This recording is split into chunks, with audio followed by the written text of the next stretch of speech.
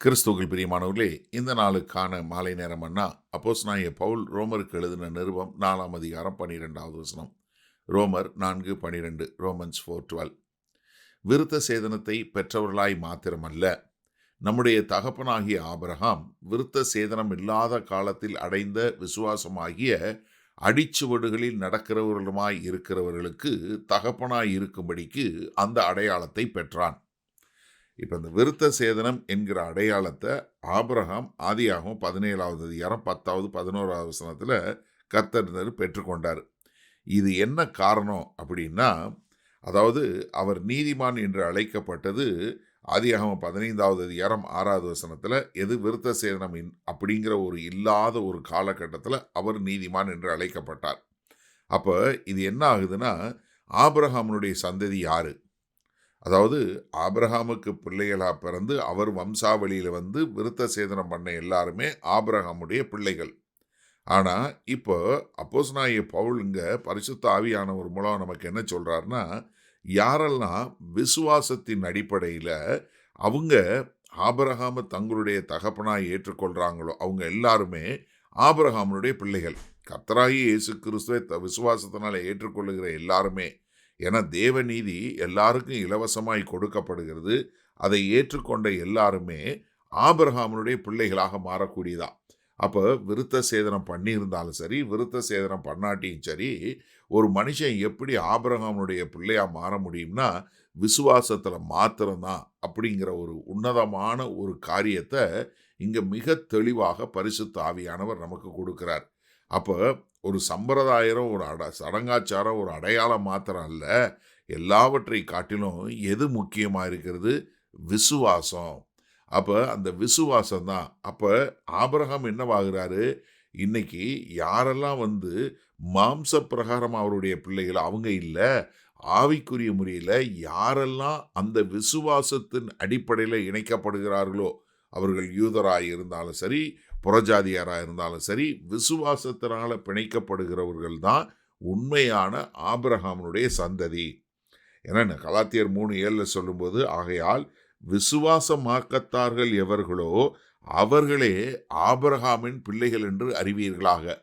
அப்போ யார் ஆபிரகாமுடைய உண்மையான பிள்ளைகள் என்று சொல்லக்கூடியவங்க? அவர்கள் எல்லாருமே விசுவாசத்தில் ஆபிரகாமுடைய அடிச்சுவடுகளில் நடக்கக்கூடியவர்கள் யாரோ, அந்த விசுவாசத்தில், அதாவது தொடங்க காலத்திலிருந்து முடிவு வரைக்கும் அந்த விசுவாச காலத்தில் நடக்கக்கூடியவங்க யாரோ அவர்கள் தான். ஏன்னா அவங்க என்ன பண்ணுறாங்க? விசுவாசத்தினால ஆபிரகாம் தேவனை விசுவாசிக்கிறாங்க. அதனால அவர்கள் நீதிமான் என்று அழைக்கப்படுகிறாங்க. அதனால அவர்கள் ஆபிரகாமுடைய சந்ததி என்று அழைக்கப்படுகிறாங்க. ஆபிரகாமுடைய வம்சாவளியில் பிறந்ததுனால அல்ல, இல்லை சம்பிரதாயத்தினால அல்ல, சடங்காச்சாரத்தினால அல்ல என்று சொல்லக்கூடிய ஒரு காரியத்தை மிக தெளிவாக நமக்கு சொல்லி கொடுக்கிறார். சரி, இந்த நாளில் இந்த வசனத்தை நம்ம எப்படி எடுத்துக்கொள்வது? எனக்கு அருமையானவர்களே, நீங்களும் நானும் யூதர்கள் அல்ல. நம்ம விருத்த சேதனம் பண்ணுறது இல்லை. நம்முடைய அடையாளம் விருத்த சேதனத்தினால கிடையாது. அப்போ எப்படி நீங்களும் நானும் விசுவாசத்தினால தான் கர்த்தரை பெற்றுக்கொண்டோம்? அந்த மாதிரி தான் ஆபிரகாம் விசுவாசித்தாரு, அதனால அவருக்கு தேவநீதி என்று எண்ணப்பட்டது. இன்றைக்கு நீங்களும் கர்த்தராகிய இயேசு கிறிஸ்து மேலே விசுவாசம் வைப்பதனால ஆபிரகாம் நம்ம எல்லாருக்கும் தகப்பன் ஆயிட்டார். எப்படி? அவர் தான் முத தேவன் பேரில் விசுவாசம் வைத்தார், அதனால அவருக்கு அது தேவநீதி என்று எண்ணப்பட்டது. இப்போ அதே அடிப்படையில் யாரெல்லாம் தேவன் பேரில் விசுவாசம் வைக்கிறோமோ அவர்கள் எல்லோரும் ஆபிரகாமுடைய பிள்ளைகள் என்று அழைக்கக்கூடிய ஒரு பெரிய ஒரு ஆசீர்வாதத்தை கர்த்தர் கொடுக்கிறார். அப்போ ஒரு சிலர் என்ன சொல்லலாம்? நாங்கள் ஆபிரகாமுடைய வம்சாவளியில் வந்தோம் அப்படின்னு சொன்னால், இல்லை, ஆபிரகாம் வம்சாவளி என்பதற்கு ஒரு அடையாளம் விருத்த சேதனமாக இருக்கலாம். ஆனால் யார் உண்மையான ஆபிரகாமுடைய சந்ததி, யார் அவருடைய விசுவாசத்தினுடைய அடிச்சுவடுகளில் நடக்கிறாங்களோ, எப்படி ஆபிரகாம் தேவனை விசுவாசித்தாரோ அதே போல தேவனை விசுவாசித்து நடக்கக்கூடியவர்கள், அந்த ஆபிரகாமுடைய அடிச்சோடியில் நடக்கக்கூடியவர்கள் எல்லோருமே ஆபிரகாமுடைய சந்ததி. அந்த ஆபிரகாமுக்கு உண்டான ஆசீர்வாதம் உங்களுக்கு உண்டாகும் என்று சொல்லக்கூடிய ஒரு காரியத்தை தான் நமக்கு சொல்லி கொடுக்கிறார். அப்போ நம்ம என்ன பார்க்குறோம்? விசுவாசம் என்ன பண்ணுது?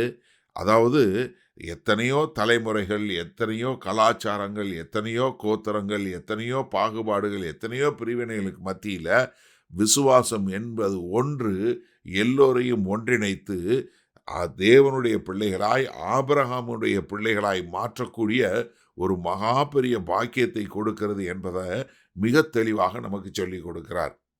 அப்போ நீங்களும் நானும் விசுவாசத்துல ஆபிரகாமின் அடிச்சோடியில நடப்போமா?